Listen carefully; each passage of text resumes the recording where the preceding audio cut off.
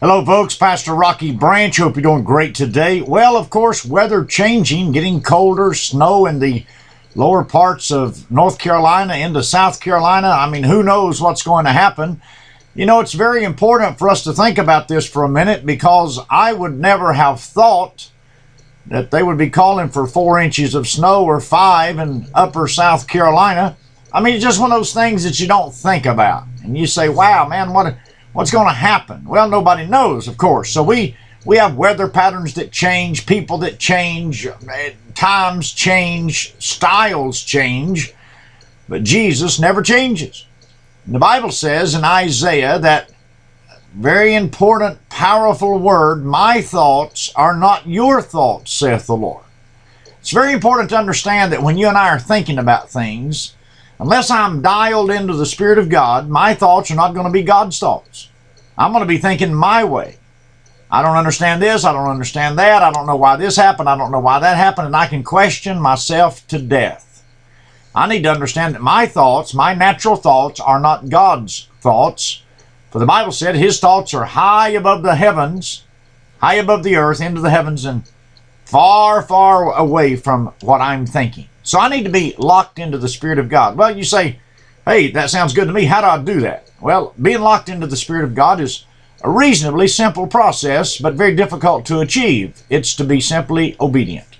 Just obedient. Do the next thing right. Follow the Scriptures. Do what God says. When you and I get in decision-making processes, and that split second, just that split second of decision-making, when I lean my way instead of lean God's way, in that split second I separate myself and I become disobedient. It doesn't have to be a major sin, major crime. Split second. Simply tell a little white lie. Simply not exactly extend the full truth. Whatever the case may be. Whatever the decisions I'm making, a little favors myself a little bit more. God knows, you see. So in order for me to have the power of the Spirit and be able to have the thoughts of God, I need to walk the way God would have me walk. I need to do the things God would have me do. And if I do these things and walk this way, then God will help me do what I need to do, because He knows what I need. And He'll help me if simply I'll just follow Him. So when you're thinking about things, that's okay. But I think it's critically important to remember what Isaiah says in Isaiah 55, verse 8.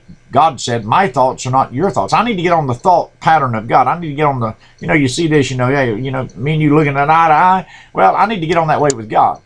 I need to understand that the best I do, my thoughts are far, far different from God's. The way I feel about people, the way I feel about responsibility, the way I feel about obligations, whatever they are, I need to have the viewpoint that God gives me, and therefore God can bless me. And I know you want to be blessed. And if you'll do the next thing right, God will bless you for it. God bless you. We love you. Goodbye.